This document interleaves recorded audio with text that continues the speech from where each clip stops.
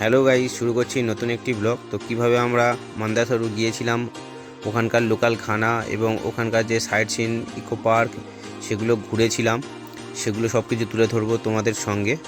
তো শুরু করছি পরের দিন সকালের ব্রেকফাস্ট থেকে। গুড মর্নিং ফ্রেন্ডস, আগের পর্বে দেখিয়েছি যে কীভাবে আমরা ইউটোপিয়া রিসর্টে এসেছিলাম। তো ইউটোপিয়া রিসর্টে কমপ্লিমেন্টারি ব্রেকফাস্ট থাকে, এটা সবার জন্য থাকে রুম বুক করলে। তো এখানে নানান ধরনের পুরি, সবজি, pasta, boiled egg, coffee, toast সব কিছুই ছিল। তো এখানে কিছু বুফে সিস্টেম, তো আপনাদেরকে নিজের খাবার নিজে নিয়ে নিতে হবে। এই খাওয়া এটা এখান থেকে ব্রেকফাস্ট কমপ্লিট করে আমরা বেরিয়ে পড়ব আমাদের নেক্সট ডেস্টিনেশন মন্দাসরু, এবং সেখানেই আজকে নাইট স্টে করবো।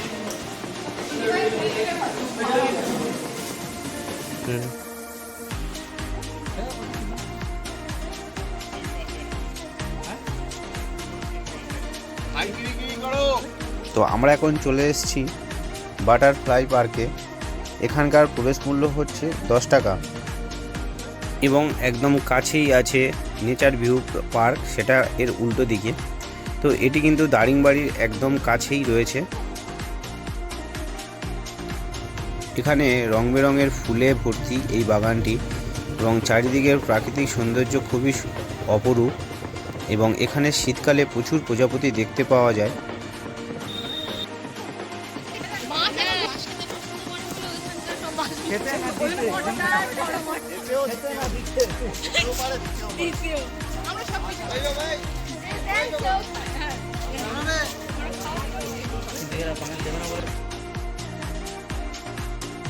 এই পার্কটি কিন্তু অনেকটাই বড় রয়েছে, এবং এখানে পাবলিক টয়লেট সব কিছুরই ব্যবস্থা রয়েছে।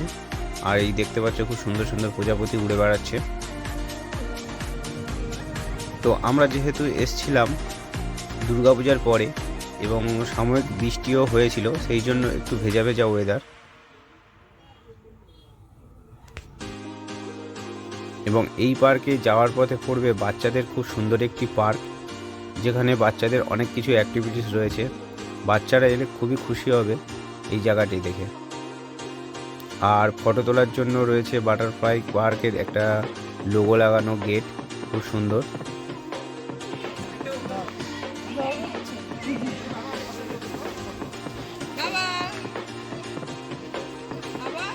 বাচ্চাদের মনোরঞ্জনের জন্য খুব সুন্দর পার্ক। এখানে বাচ্চা বড় সবাই চড়তে পারে দোলনা। ঠিক আছে, এই যে দুটো বাচ্চা সামনে চড়ছে। তো আমাদের গ্রুপের বাচ্চারা এখন দোলনা চড়ছে।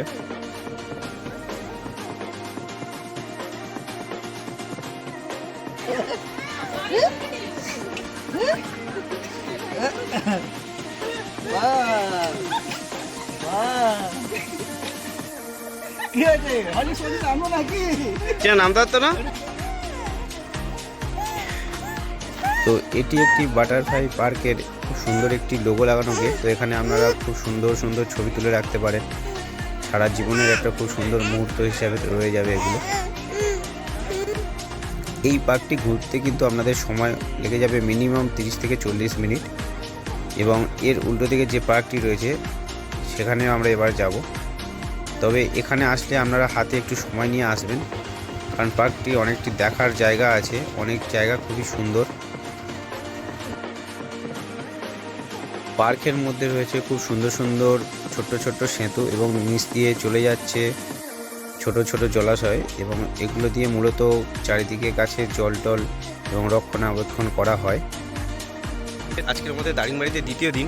তো এই দ্বিতীয় দিনের প্রথম স্পট হচ্ছে বাটারফ্লাই পার্ক বা নেচার পার্ক, আর এর উল্টো দিকে আছে হিল ভিউ পার্ক। তো এখন আমরা আছি নেচার পার্ক। খুব সুন্দর পার্কটা সাজানো গোছানো, আর বাচ্চাদের জন্য খুবই পছন্দ হবে, কারণ এখানে অনেক অ্যাক্টিভিটিস রয়েছে, খুব সুন্দর সাজানো। তো এখন আমরা চলে এসেছি হিল ভিউ পার্কের সামনে। তো হিল ভিউ পার্কের প্রবেশ মূল্য হচ্ছে 10 টাকা। হিল ভিউ পার্কের একদম প্রথমেই ঢুকলে চোখে পড়বে টয় ট্রেন, তবে এর জন্য এক্সট্রা চার্জ দিতে হবে।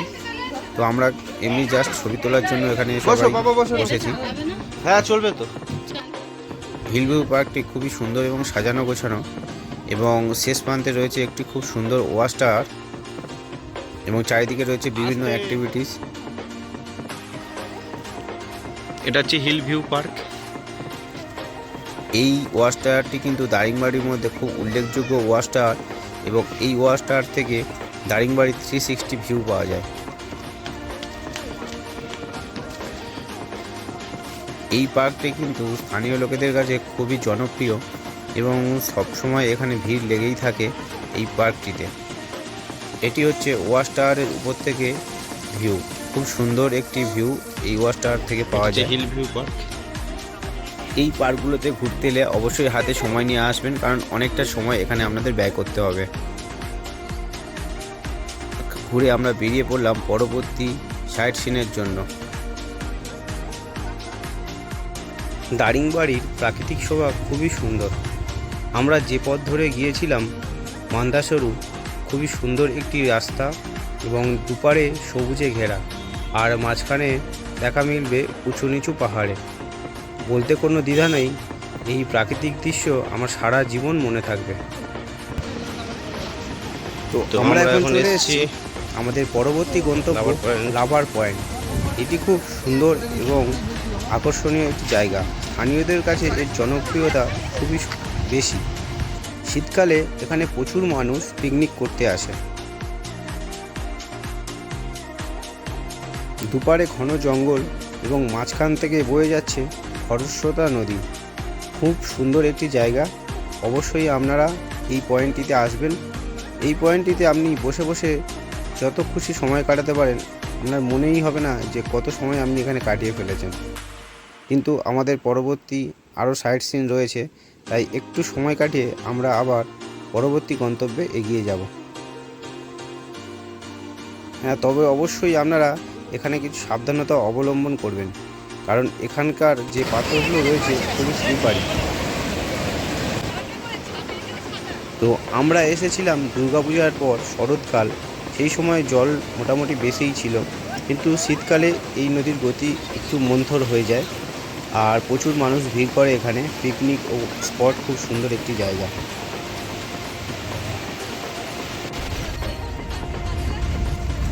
আমরা এখন চলেছি আমাদের পরবর্তী গন্তব্যের উদ্দেশ্যে। দুপারে ঘন জঙ্গল এবং মাঝখান থেকে এবড়ো খেবড়ো রাস্তা বয়ে গিয়েছে, এবং আমাদের যে ড্রাইভার দাদা তার সুদক্ষ হাতে আমাদেরকে এগিয়ে নিয়ে চলেছে। দারিংবাড়ির হলুদ কিন্তু খুবই বিখ্যাত। এই দারিংবাড়ির হলুদ জিআই তকমা পেয়েছে। তো আমাদের ড্রাইভার দাদা আমাদের জন্য নেমে কিছু হলুদ আমাদেরকে তুলে দিল, এবং বলল এগুলো নিয়ে যাও, বাড়িতে বসালে এগুলো হবে। তো আমাদের অনেকগুলো হলুদ তুলে দিয়েছিল, তো সেগুলো আমরা প্রত্যেকে বাড়ি নিয়ে এসেছিলাম।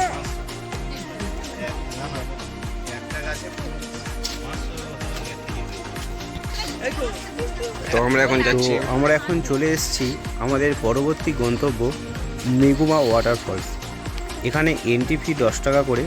তো আসার সময় আপনাদেরকে প্রত্যেকের হাতে একটি করে লাঠি দেবে, কারণ এই ওয়াটারফলসটি অনেকটি নিচে, আর এই ওয়াটারফলস যেতে হলে আপনাকে একটু ঘন জঙ্গলের মধ্যে দিয়ে যেতে হবে। খুবই সুন্দর এবং প্রাকৃতিক দৃশ্য আপনার অন্তরে গেঁথে যাবে।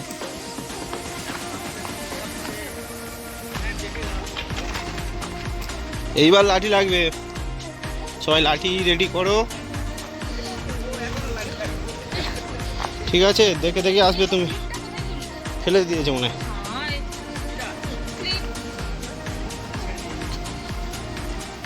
আস্তে আস্তে দেখে দেখে এসো। ওর কাছে লাঠি দেওয়াটা, যাও এগিয়ে যাও, লাঠি নিয়ে।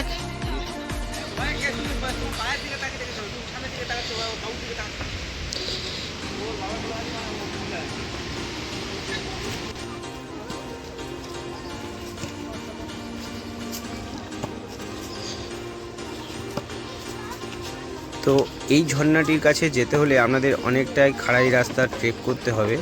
নিচে নামার সময় কিন্তু অসুবিধা তেমন হবে না, কিন্তু উপরে উঠতে গেলে কষ্ট হবে।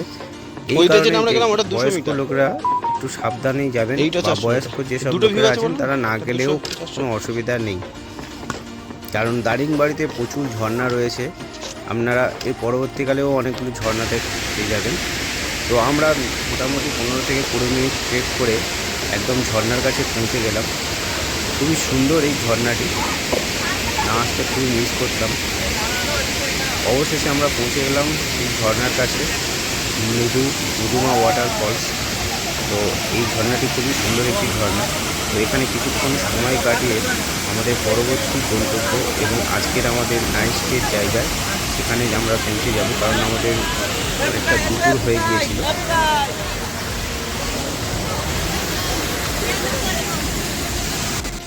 তো আজকের আমাদের পরবর্তী গন্তব্য এবং নাইট স্টের যে জায়গাটি সেটি হলো মন্দাসরু ইকো ক্যাম্প। তো এখানে অনেকে আসে, খাবার খায় এবং চলে যায়, কিন্তু আজকের আমরা এখানে নাইট স্টে করব এবং কিভাবে আমরা এই ক্যাম্প বুক করেছিলাম সেটা আপনাদেরকে জানিয়ে দেব। তো আমাদেরকে যে কটেজ দেওয়া হয়েছিল সেই কটেজটা ঠিক এই রকম, একটি কমন ডাইনিং রয়েছে, আর এটি হচ্ছে ডবল বেডের রুম, কাঠের রুম, খুবই সুন্দর এবং পরিষ্কার পরিচ্ছন্ন এই রুমগুলি।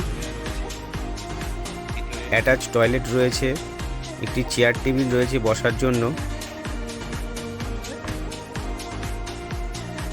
এই হচ্ছে টয়লেট, নিট এবং ক্লিন এবং পরিষ্কার পরিচ্ছন্ন।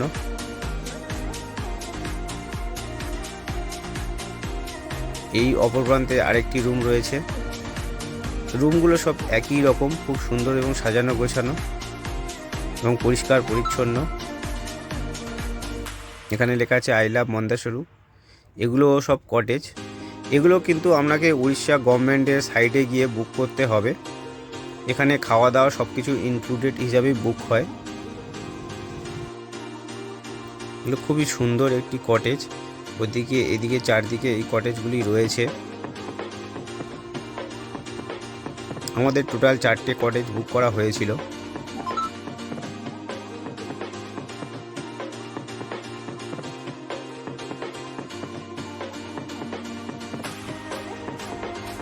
এটি হচ্ছে আরেকটি কটেজ।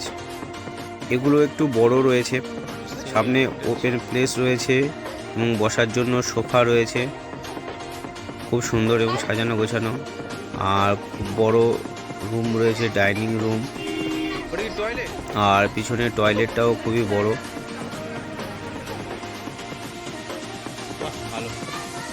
আর এখানকার যে কটেজগুলো আছে সব কিন্তু কাঠেরই তৈরি, মানে সব কিছু কাঠেরই তৈরি এবং বাথরুমটাও খুব বড়, ইন্ডিয়ান বা ওয়েস্টার্ন সব রকমই রয়েছে এর ভিতরে।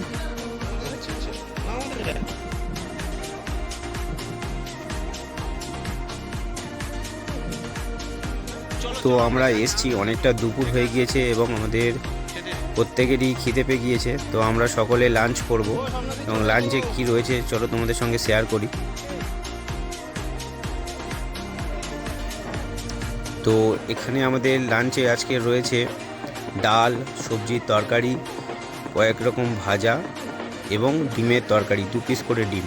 ওনারা আপনাকে ফোন করে জিজ্ঞেস করে নেবেন যে আপনারা দুপুরবেলা ডিম খাবেন বা দুপুরবেলা মাংস খাবেন, সেটা জিজ্ঞেস করে নেবে। যদি দুপুরে ডিম খান তাহলে রাতে মাংস পাবেন, আর যদি রাতে মাংস খান তাহলে দুপুরবেলা ডিম দেবেন। মোটামুটি এইভাবে এনাদের শিডিউলটা সাজানো। তবে এনাদের রান্নাবান্না খুবই সুন্দর এবং ঘরোয়া, আর এদের পরিবেশনটা খুবই সুন্দর। শালপাতায় করে খাবার দেওয়া খুবই সুন্দর এবং খুবই ভালো লেগেছে আমাদের। দারিংবাড়ি যারা প্রত্যেকে ট্যুর করেন প্রত্যেকেই আসেন দুপুরবেলা এখানে লাঞ্চ করতে। খুবই সুন্দর এখানকার খাওয়া দাওয়া। আর যে আমাদের শালপাতায় যে বাটি এবং থালাগুলো দিয়েছিল সেগুলো এইভাবেই তৈরি হয়। এই যে দিদিভাইরা এনারা তৈরি করছেন, সবই এখানকার স্থানীয় লোক। আর এই যে কটেজটি এটি মহিলাদের দ্বারা পরিচালিত। পাহাড়ের উপর যে প্রাকৃতিক এবং যে সুন্দরভাবে যে ঘেরা জঙ্গলের ভিতর এত সুন্দর যে কটেজ রয়েছে, না এলে এখানে জানতে পারতাম না। এবং এনাদের ব্যবহার সত্যি খুবই ভালো। খাবারটা নিলে না? তো খাওয়া দাওয়ার পরে একটু বাইরে হাঁটাহাঁটি করছিলাম, দেখতে পেলাম এখানে বাগানে রয়েছে যে যার যে রাশি সেই অনুযায়ী তাকে সেই গাছ, মানে তার জন্য লাকি এগুলো দেওয়া রয়েছে, কোন রাশির জন্য কোন গাছ ভালো। এখানে খুব সুন্দর বাগান রয়েছে। তবে সরকারি যেহেতু কটেজ তাই পরিচর্যার একটু অভাব চোখে পড়েছে আমাদের। এবং এই মন্দাসরু পার্কটি খুবই বড় এবং খুবই সুন্দর। তবে এখানে এন্ট্রি ফি লাগে 10 টাকা করে। তবে যেহেতু আমাদের বুকিং ছিল তাই আমাদের কাছ থেকে কোনো এন্ট্রি ফি নেয়নি। এবং এখানে খুব সুন্দর একটি ওয়াচ টাওয়ার রয়েছে যেখান থেকে সানসেট খুব সুন্দরভাবে দেখা যায়। তো যেহেতু আমাদের সব সাইট সিন করে আস্তে আস্তে প্রায় বিকাল হয়ে গিয়েছিল, তো আর একটু সামান্য মেঘলা থাকার জন্য আপাতত সূর্য দেবতার দেখা আমরা পাচ্ছিলাম না। তবে চেষ্টা করছিলাম যদি একবার দেখতে পাওয়া যায়। এখানকার সানসেট খুবই ভালো। তো আমরা এখন যাচ্ছি এই ওয়াচ টাওয়ারের উপর। খুবই সুন্দর একটি ওয়াচ টাওয়ার এবং এখান থেকে দারিংবাড়ি 360 ভিউও পেয়ে যাবেন। সানরাইজ দেখা যায়, কিন্তু আজকে মেঘলা থাকার জন্য সানরাইজ দেখতে পাচ্ছি না আমরা। হ্যাঁ, এখান থেকে খুব সুন্দর সানরাইজ দেখা যায়। আজকে মেঘ না, বৃষ্টি হচ্ছে না, ওর জন্য আমরা দেখতে পাচ্ছি না। তো এখানে একটি ছোটোখাটো চার্চ রয়েছে এবং সামনে বড় পার্ক রয়েছে। এখানে দোলনা সব কিছু রয়েছে এবং বড় বড় শাল গাছের ভিতরে খুব সুন্দর একটি জায়গা। যেহেতু আমাদের আজকে অনেকটা বিকাল হয়ে গেছিলো, প্রায় সন্ধে হয়ে এসেছিল। তবে আপনারা আসলে অবশ্যই একটা সাবধানতা অবলম্বন করবেন। এখানে প্রচুর হনুমান রয়েছে, আপনাদের হাতে যা পাবে এরা টেনে নিয়ে চলে যাবে। তো সন্ধ্যাতে এখানে আমাদের যে ব্ল্যাকে যে ইনক্লুড ছিল একটি স্ন্যাক্স, এছাড়াও আমরা অর্ডার করেছিলাম চিকেন পকোড়া, খুবই সুন্দর খেতে। আর এইটি হলো কমপ্লিমেন্টারি স্ন্যাক্স, এটি আমাদেরকে দেওয়া হয়েছিল। মর্নিং ফ্রেন্ডস, তো আজকের আমাদের দারিংবাড়ি সফরের তৃতীয় দিন। তো আজকের আমরা সাইট সিন করতে করতে চলে যাব গোপালপুর। মন্দাসরু থেকে বিদায় নেব। এই মন্দাসরু ভ্যালি সবে সানসেট হচ্ছে।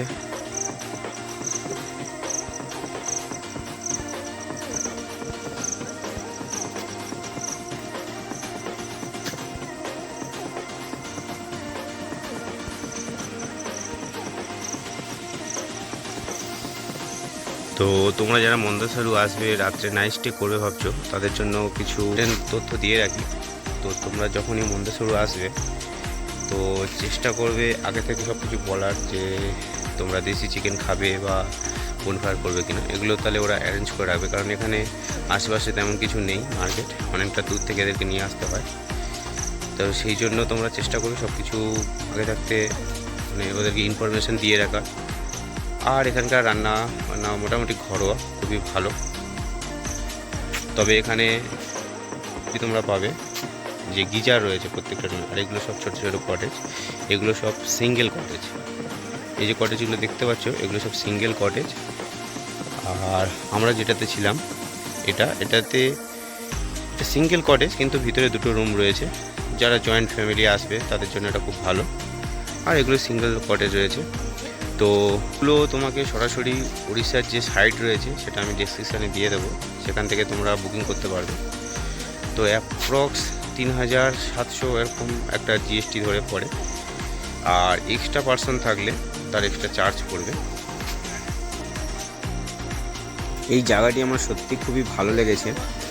আর এগুলো হলো প্রত্যেক রাশি অনুযায়ী তার কোন গাছ ভালো, এগুলো হচ্ছে এখানে সেই সব গাছগুলো লাগানো রয়েছে এবং উল্লেখ করা রয়েছে যে কোন রাশি অনুযায়ী সেটা, এগুলো তার জন্য খুবই রাশি অনুযায়ী সব সুন্দর একটি জায়গা। কার কোন গাছটি ভালো লাকি তার জন্য।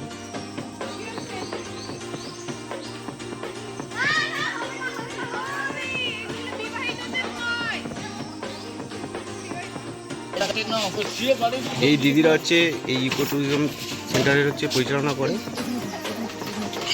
তো এখানে কোনো অফলাইন বুকিং হয় না, যদি এখানে স্পট থাকে স্পটে এসে বুক করতে চান, যদি রুম ফাঁকা থাকে তবে হয়। কিচেন, এখানে সব কিছু কাঠের জালে রান্না হয়, এখানে সব কিছু উনানে রান্না হয়। আর আপনারা যারা এখানে না থাকবেন না তারাও এসে এখানে খাওয়া দাওয়া করতে পারেন।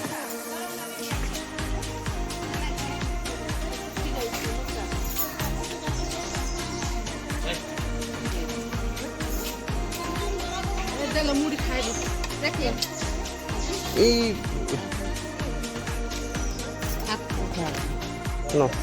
এরকম করো